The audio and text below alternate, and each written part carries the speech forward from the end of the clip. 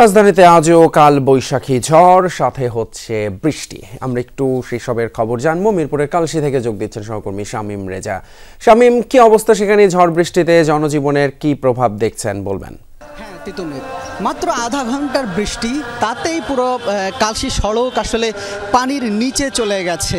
আমার পেছনের দৃশ্য আসলে আপনি দেখতেই পাচ্ছেন যে কি অবস্থা। এটা আসলে কালশী এলাকার অনেক পুরনো একটা দৃশ্য।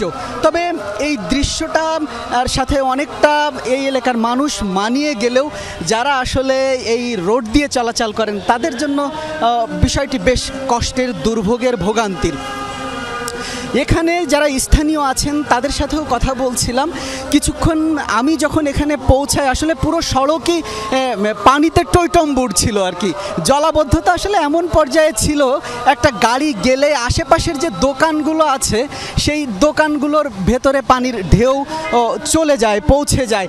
এবং এই জলাবদ্ধতা যখনই হয় তাই আশপাশের দোকান এবং যারা বাসায় থাকেন তারাও বলছেন যে এটা তাদের জন্য একটা অসহনীয় দুর্ভোগ, যে দুর্ভোগ থেকে দীর্ঘ সময় পেরিয়ে গেলেও, বছরের পর বছর পেরিয়ে গেলেও আসলে তারা মুক্তি পাচ্ছেন না।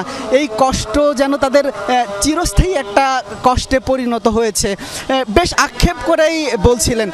আর এই সড়কে যারা চলাচল করছেন, বিশেষ করে এই সড়কে চলাচলকারীদের একটা বড় অংশ গার্মেন্টস কর্মী। আর গার্মেন্টস কর্মীদের সবচেয়ে বড় যে অংশ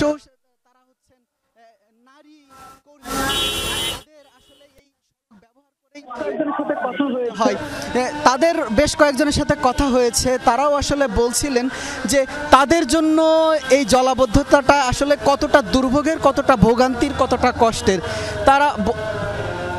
তারাও আসলে তো সব মিলিয়ে তিতুমির আসলে এই সড়ক যারা ব্যবহার করেন সবাই আসলে বলছেন যে এই যে দৃশ্য, এটা আসলে পরিবর্তন হওয়া দরকার এবং দ্রুত তারা আশু পদক্ষেপ কামনা করছেন যাতে এই জলাবদ্ধতা থেকে তারা মুক্তি পেতে পারেন।